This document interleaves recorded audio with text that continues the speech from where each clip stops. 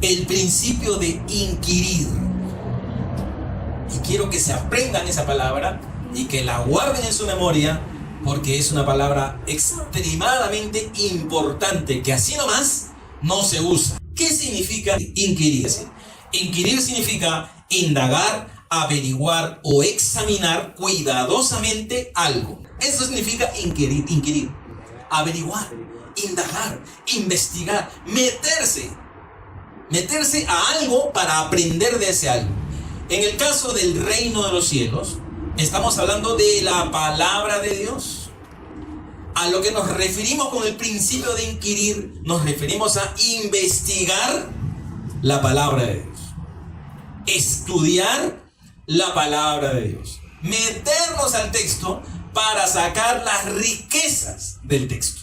Eso significa inquirir. Digan, inquirir. Vamos a ver un texto donde aparezca la palabra inquirir. Salmo capítulo 27, verso 4. Cuando leemos un texto poético, decimos verso, pero cuando leemos cualquier otro texto, decimos versículo. Entonces, en el Salmo 27, verso 4, dice así: una cosa he demandado a Jehová, esta buscaré, que esté yo en la casa de Jehová todos los días de mi vida, para contemplar la hermosura de Jehová y para inquirir en su templo. ¿Quién escribe el Salmo 27? David, ahí lo dice. En el subtítulo pequeñito, encima del capítulo 27, dice Salmo de David. David dice, una cosa he demandado a Jehová y esta buscaré. ¿Cuál es esa única cosa? Que esté yo en la casa de Jehová todos los días de mi vida. ¿Para qué? Para una cosa doble. Número 1, contemplar la hermosura de Jehová. Y número 2, para inquirir en su templo. Paréntesis, ¿cuántos templos existen? ¿O cuántos templos existieron? En toda la historia solo ha existido un templo. Uno. Y es el templo que le erigió Salomón a Dios. Ahora, ¿Dios le mandó a Salomón edificar este templo? Fue a David. A David. No, inclusive dijo David que no me lo haga. David que no me lo haga. Que lo haga Salomón. Que lo haga. ¿Dios le mandó a David construir un templo? ¿O a Salomón? A cualquiera de los dos. ¿Le mandó eso? ¿Le dio esa orden? Al único que le dio una orden de construir algo parecido a un templo fue a Moisés. Dios le dijo, edifícame un tabernáculo. Es el tabernáculo de reunión. Y el tabernáculo era construido con pieles de cabras y oro y un montón de materiales que Dios le dio un modelo a Moisés. ¿Dónde le dio el modelo a Moisés para construir el tabernáculo? En el monte Sinaí. Moisés fue a inquirir al monte Sinaí, a buscar la presencia de Dios, y Dios le dijo, hazme el tabernáculo así como yo te lo voy a ordenar. ¿Y cómo era el tabernáculo? ¿Qué forma tenía?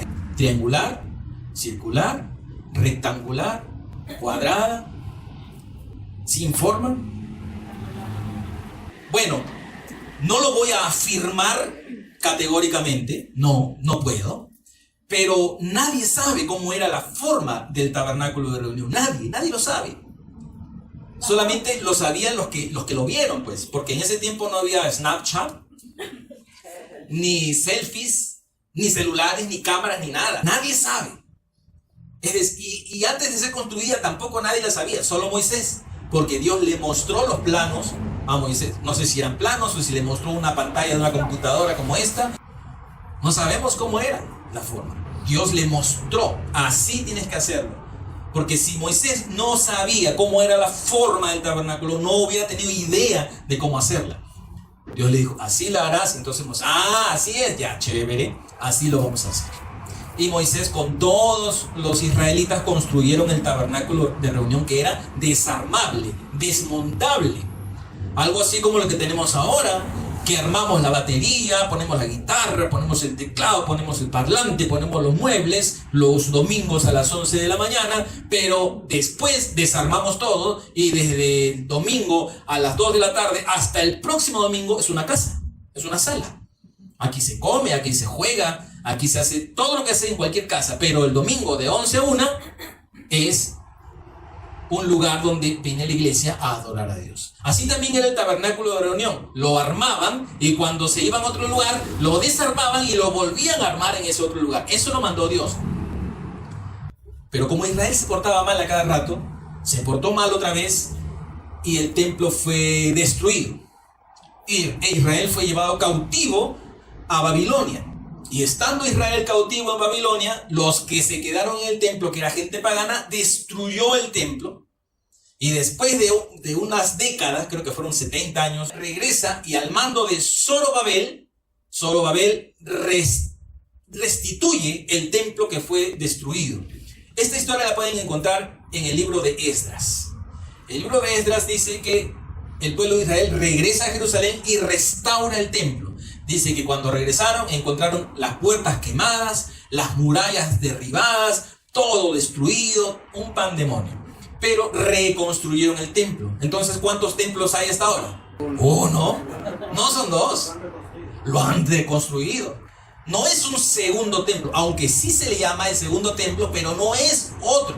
Es el mismo, reconstruido. Ese mismo templo continuó por los años y cuando nació el Señor Jesús, o mejor dicho, cuando Dios se encarnó en Jesucristo hombre, cuando Jesús era un hombre adulto, ya dijo que este templo será destruido definitivamente. Y no quedará piedra sobre piedra. Él se refería a ese templo y también se refería a su propio cuerpo, que iba a ser muerto en la cruz. Y en el año 70 después de Cristo, por el emperador Tito, el templo de Salomón, el templo de Jerusalén fue destruido totalmente hasta la fecha. Hasta la fecha. Si tú vas a Israel, te vas a encontrar con un templo, pero destruido, derribado, ruinas. Así como cuando vamos, por ejemplo, a una huaca aquí en Lima. ¿Cuántos conocen una huaca en Lima? ¿No? Son de pura tierra, ¿no? Edificaciones que en su tiempo eran gloriosas, pero ahora son pura tierra. Son adobes. Igualito es el templo de Jerusalén. Solo queda una muralla, que es la muralla occidental, que se le conoce como la muralla de los lamentos, donde los actuales judíos van a lamentarse y llorar y orar delante de Dios. Van los judíos ortodoxos que tienen un sombrero negro y tienen un sobre todo negro y su pantalón negro y sus medias negras y su calzoncillo negro y su corazón negro, todo lo tienen negro y se paran delante del muro de los lamentos. De repente algún día un judío va a venir a pegarme, mucho hablo de ellos. Se paran en el muro de los lamentos y hacen esta situación, así, se balancean y van contando sus, no sé cómo se llaman esas cosas, y van, sombrero negro, ¿no? Usan sombrero negro, todo negro. ¿Por qué usan ropa negra los judíos ortodoxos? Porque están de luto. Porque el templo ha sido destruido. Y dejarán de vestirse de negro cuando el templo único sea reedificado. Pero la Biblia también dice que cuando el templo sea reedificado por tercera vez, no hay marcha atrás. Es el fin. Es el fin. Y el templo lo quieren reconstruir hace tiempo. Y ya está a las puertas. Quizá no pase más de, no voy a decir fecha mejor, pero estoy seguro, no estoy seguro tampoco. Es probablemente todos nosotros que estamos aquí esta mañana veamos la reconstrucción del tercer templo. Probablemente. Entonces vendrá el fin, la tercera reconstrucción. Pero para nosotros los cristianos, el fin es lo mejor de lo mejor. No existe nada mejor que venga el Señor Jesús. Por eso la iglesia dice: ven, Señor Jesús. Y eso decimos siempre. A un cristiano saludable siempre lo vas a escuchar decir: ven, Señor Jesús. Practiquémoslo esta mañana. Ven, Señor Jesús. Ven, Señor. Es nuestro anhelo, nuestro deseo, que venga el Señor. No puedes decir tú: Señor, ven, pero primero que me case, pues. O primero que termine de construir mi casa. O primero que pase esto o esto otro. Primero que me gradúe, etc. No. Ven ya. Así que el salmista David en el templo dice: dos cosas quiero. O una sola cosa, perdón. Una sola cosa quiero: que esté yo en la casa de Jehová todos los días de mi vida, para contemplar la hermosura de Jehová y para inquirir en su templo. Sin embargo, ese templo ya no está vigente. ¿Me escucharon? ese templo ya no está vigente. ¿Desde cuándo no está vigente ese templo? El templo dejó de estar vigente el instante en que Jesús entregó el Espíritu en la cruz. En el instante en que el Señor Jesús entrega el Espíritu, es decir, cuando Él dice consumado es, ¿qué pasó? La cortina del templo se rasgó por la mitad de arriba a abajo. Se rasgó. La cortina era la que separaba el lugar santo del lugar santísimo. Ahora ya no hay un lugar santísimo físico. Ahora hay un lugar santísimo diferente, que es el corazón del hombre. El templo ahora es cambiado. Yo no habitaré en templos hechos por manos de hombre. Yo habitaré en un corazón de carne. Y esto ya lo hemos visto en enseñanzas anteriores, que el Señor le quitó el reino a Israel y se lo dio a gente que produzca los frutos de este. A cualquiera que quiera aceptar el reino del Señor en su vida, cualquiera, el Señor viene y hace morada en él. Cualquiera. Esa es la gracia. La gracia de Dios, la gracia del Evangelio, que Él hace morada en nosotros. Sin embargo, esto que dice David es lo mismo que podemos decir nosotros. No que vamos al templo, sino que somos el templo. Quítese, iglesia, escucha esto. Quítese de tu boca el hecho de decir voy al templo. Eso es, en el lenguaje se llamaría un barbarismo. ¿Qué cosa es un barbarismo? Es un vicio del lenguaje. No puedo ir al templo, porque yo soy templo. ¿Cómo el templo va a ir al templo si es templo? No, yo no voy al templo, yo soy el templo. Yo no voy a la iglesia, yo soy la iglesia. Puedo decir sí, voy a la reunión de la iglesia, o voy al servicio de la iglesia, pero no puedo ir a la iglesia, porque nosotros somos la iglesia. De alguna manera podríamos decirle sí, la casa de Dios, porque es donde se reúne la iglesia. Que se convierte en la casa de Dios solamente en el momento que hay la reunión. Después no. Después es un edificio común y corriente. Yo recuerdo que en los 90s nos reuníamos en un local, que era el local de los panaderos, y los panaderos alquilaban su local el sábado por la noche. Y en ese local se hacían fiestas. Y venía chacalón, venía tal y cual, y hacían un bullón, y tomaban cerveza, y libaban, y fumaban, y había toda clase de depravaciones. Seguramente yo no iba. No, pues, nunca me gustó. Y a la mañana siguiente, nosotros nos reuníamos en ese inmundo local. No íbamos a las 9 de la mañana como venimos acá. Íbamos a las 6. Y a las 6 íbamos con nuestros baldes llenos de agua y detergente y lejía, y hacíamos una limpieza descomunal. Claro que éramos un ejército de hombres y mujeres, por lo menos 30 personas limpiando. Nos reuníamos mucha gente, pero eran más o menos 30 las que ayudaban en la limpieza. Limpiábamos, poníamos una alfombra inmensa que habíamos comprado. Era inmensa la alfombra. No podía ser cargada esta alfombra sino entre más o menos hasta 10 personas. La cargábamos en el hombro así, enrollada, y la llevábamos de un lugar a otro. Éramos bravos, de un lugar a otro. Y desplegábamos esa alfombra en todo el piso, que ya estaba baldeado, ya estaba con su Poet. No sé si en ese tiempo había Poet, creo que no. Pinesol, sí, Pinesol sí había, eso sí ha habido desde siempre. Sequito, limpiecito, y encima poníamos la alfombra, y en el escenario también había otra alfombra, y poníamos, en ese tiempo me gustaba a mí la bandera del Perú, poníamos ahí la bandera del Perú, entre paréntesis, ahora no me gusta mucho, pero poníamos la bandera del Perú. Armar las sillas, un montón de sillas. Armábamos las sillas, porque antaño se usaban bancas, y después se cambió las bancas por las sillas. Nos compramos un montón de sillas, le decíamos a los miembros, ya, ¿tú quieres sentarte? Compra tu silla. Entonces cada uno daba el importe de su silla. Creo que cada silla valía unos 50 soles, digamos. Y cada uno ofrendaba 50 soles y cada vez nos comprábamos así más. Una docena, otra... No, con nombre no. Una docena, digamos, este mes, y al siguiente mes otra docena. Pero siempre lo comprábamos en el mismo sitio, de tal manera que el carpintero ya sabía cómo hacerlas. Entonces teníamos 150 sillas exactamente iguales. Y las 150 sillas las cargábamos. Desde las 6 de la mañana hasta las 11 que empezaba el servicio. Y los instrumentos y los equipos y todo lo demás. ¿Por qué dije esto? Por el local. La noche anterior era un local inmundo. donde hasta quizá desenfreno sexual había, seguramente. Pero el domingo en la mañana era la casa de Dios. ¿Quién podrá decir, eso está mal, eso es pecado? ¿Quién? Ahí se glorificaba a Dios. Ahí había bautismo en el Espíritu. Ahí había palabra de Dios. Había de todo. Pero cuando la iglesia se iba, era un local más. Un local más. Alquilado, claro. Nunca hemos tenido propio. Algún día quizá. Igual es esta casa, ¿no? Armamos todo, pero después desarmamos y continúa siendo una casa. Pero cuando nosotros estamos aquí, se convierte en la casa de Dios, ¿no? Entonces, también eso es lo que dice el salmista. Dos cosas. Una cosa, estar en la casa del Señor. ¿Para qué? Para contemplar su hermosura y para inquirir en su templo. ¿Y qué cosa es inquirir? Investigar.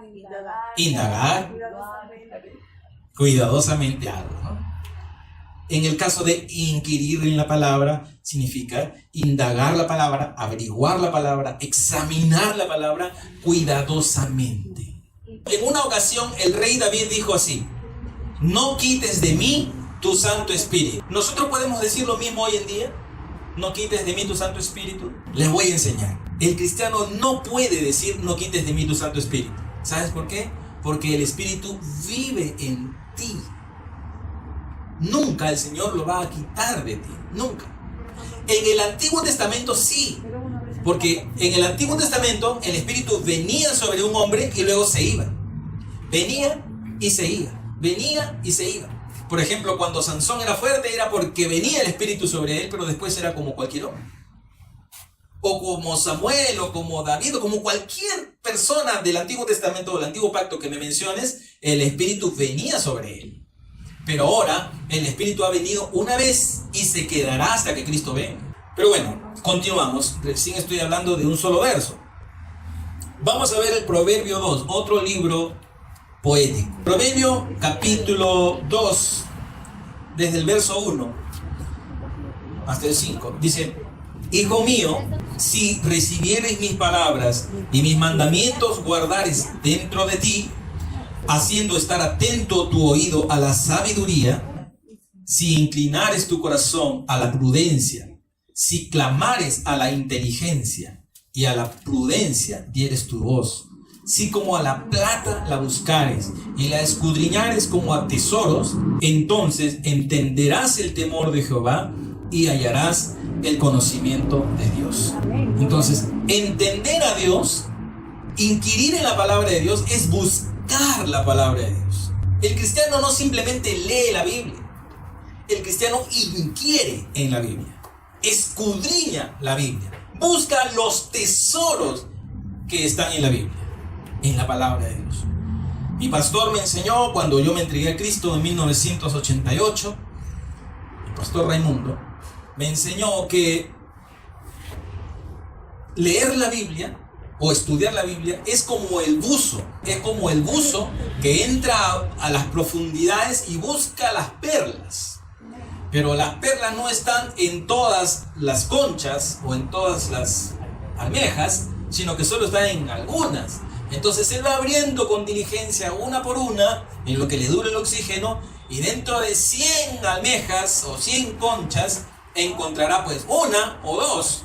Así también es el que escudriña la palabra de Dios. Te sumerges en ella, te metes en el texto, inquieres en la Biblia y sacas las perlas, sacas los tesoros de la palabra de Dios. Así me enseñó y gracias a Dios entendí. Yo era un bebé en 1988, recién había aceptado a Jesús y me da esa tremenda palabra. Me sirvió de una base increíble, porque a partir de ese momento leí la Biblia y no la leí simplemente, no la sobreleí, no pasé mis ojos sobre el texto, sino que dije, ¿qué significa esto? Ahora, en 1988 no existía esto. La herramienta más grande que tenía en ese tiempo, ¿saben cuál era? Un diccionario Bruño. Esa era mi herramienta más grande. Entonces, yo quería saber el significado de una palabra, me iba a Bruño, y lo que Bruño decía era una definición pues infantil, básica. Hoy en día tenemos no a Bruño, sino que tenemos a Google. Y en Google tú puedes encontrar de todo, de todo. Y puedes ir a Play Store y puedes descargarte ahí miles de aplicaciones. Algunas son malas, otras son buenas. Pero encuentras ahí respuestas a cosas que tú no sabes.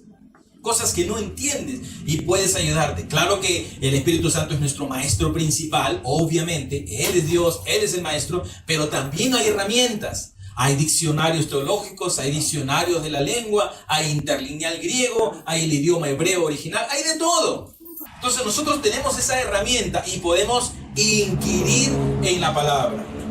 El cristiano no solo lee la palabra, el cristiano inquiere, indaga, busca con diligencia, con cuidado, cuidadosamente la palabra de Dios. Así que el verso 5 nos decía: entonces entenderás el temor de Jehová y hallarás el conocimiento de Dios. Pregunta: ¿cuál es el libro más breve del Antiguo Pacto? El libro más breve del Antiguo Pacto es Abdías. Tiene un solo capítulo. Vamos a buscar Abdías. Abdías, versículo 6, dice entre signos de admiración: ¿cómo fueron escudriñadas las cosas de Esaú?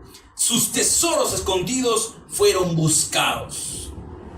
Bueno, Abdías nos está hablando de una visión, la visión que el Señor le dio, dice el versículo 1, en cuanto a Edom. Edom era un pueblo al sur de Judá, y los tesoros de Esaú, estaban escondidos. Esaú, hermano de Jacob, ¿no? Estaban escondidos.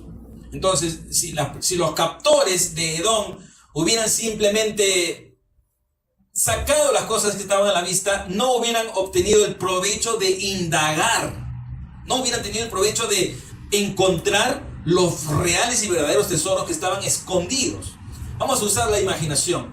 Imagínate que tú eres un rey de esas épocas muy antiguas, y vas con tu ejército y tomas una ciudad y sacas a todos sus pobladores, y mientras la ciudad está desierta comienzas a tomar el botín de guerra. Ganaste la guerra, tomas los despojos y puedes ahí agarrar las ovejitas, agarras los camellos, agarras las vaquitas, agarras unos mantos, digamos que hay por ahí unos mantos bonitos como así, agarras unos mantos y nada más.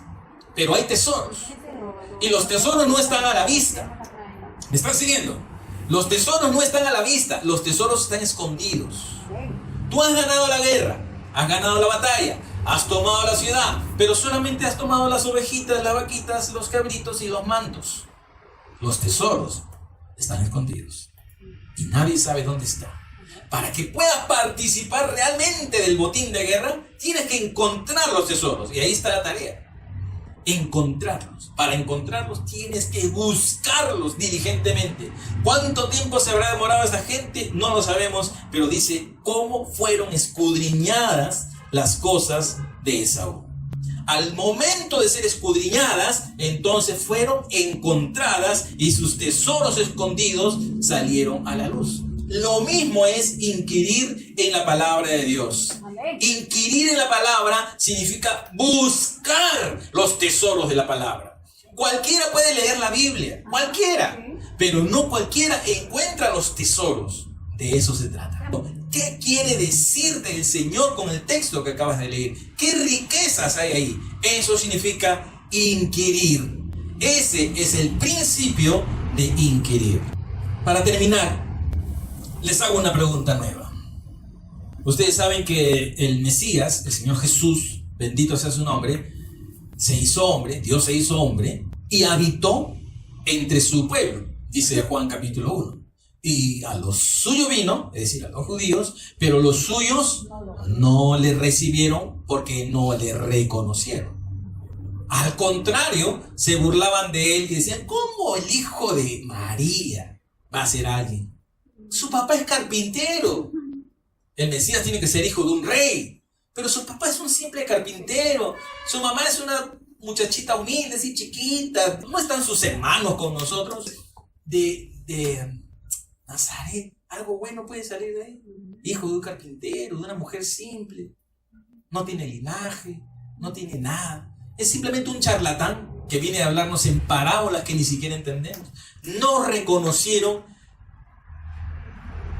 a Jesús como Mesías. La pregunta es, ¿por qué Israel en su mayoría, porque sí hubo gente que lo reconoció, pero en su mayoría, ¿por qué Israel no reconoció al Mesías a pesar de tenerlo frente a sus ojos? Lo tenían ahí frente a frente, pero no le reconocieron. Algunos sí, pero la mayoría no. La respuesta está en Juan capítulo 5, versículo 37. También el Padre que me envió ha dado testimonio de mí. Nunca habéis oído su voz, ni habéis visto su aspecto, ni tenéis su palabra morando en vosotros, porque a quien él envió, vosotros no creéis. Versículo 39. Escudriñad las Escrituras, porque a vosotros os parece que en ellas tenéis la vida eterna, y ellas son las que dan testimonio de mí. Ahora, el Señor Jesús dice que no me conocen, no me han visto, no me reconocen porque no escudriñan las Escrituras.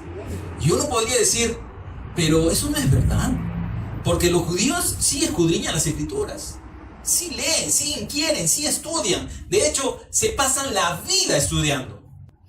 El judío en la actualidad, el judío ortodoxo, ni siquiera trabaja. No es como uno que se tiene que levantar a las 6 de la mañana, buscar al Señor y salir a trabajar, salir a las 7 de la noche y llegar a las 11 de la noche a tu casa y no te queda tiempo ni siquiera para leer un versículo y escudriñarlo. No, el judío no es así, no trabaja. No trabaja, algunos sí, pero la mayoría de judíos ortodoxos, varones, no trabajan. Porque se dedican a estudiar la palabra de Dios en la sinagoga. ¿De qué viven? Quien trabaja es la esposa. Quien trabaja es la esposa.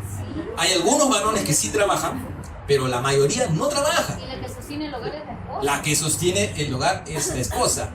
Y encima de que no trabaja y estudia, por su estudio, el judío ortodoxo recibe un sueldo por estudiar. Aquí si tú quieres estudiar tienes que pagar, pero en el estado actual de Israel, si tú estudias la Torah, te pagan. ¿Quién? ¿Quién te paga? Entonces estudias en la sinagoga y en la sinagoga hay gente rica y la gente rica ofrenda. Yo pensaba que era el Estado quien les pagaba, pero no. El Estado no te da ni un shekel. El shekel cuesta más o menos un sol. Más o menos, es parecido. Si quieres ahí convierte soles a shekeles y vas a darte cuenta que es muy parecido. Entonces el Estado no te da ni un shekel. Lo que te da son las sinagogas. Y las sinagogas son sostenidas por los judíos ricos. Y ustedes saben que los judíos sí son ricos. Tienen negocios en todo el mundo. Y son absolutamente duros con el que no es judío, pero absolutamente generosos con el que sí es judío. Entonces los ricos ofrendan a la sinagoga los shekeles, suponiendo que el plural de shekel es shekeles, ofrendan los shekeles y esos shekeles se le dan a los estudiantes, también a los maestros, obvio. Pero tú vas a estudiar y te pagan porque dicen para que tengas pues que comer y estudies, ¿no? Especialmente a los solteros, porque a los casados le dan un poquito menos porque su esposa es la que trabaja. Así que dice el Señor Jesús: escudriñad las Escrituras, porque a vosotros os parece que en ellas tenéis vida eterna, y ellas son las que dan testimonio de mí. Escudriñar no es leer. Escudriñar es inquirir.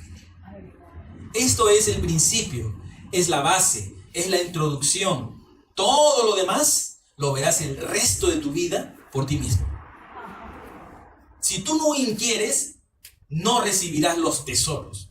Y si no recibes los tesoros, serás un ser humano común y corriente más del montón. Pero benditos y bienaventurados los que inquieren, los que estudian, los que escudriñan la Escritura, porque ellos obtendrán los tesoros que te harán la persona más rica del mundo. Vamos a darle un aplauso al Rey de Reyes y Señor de Señores.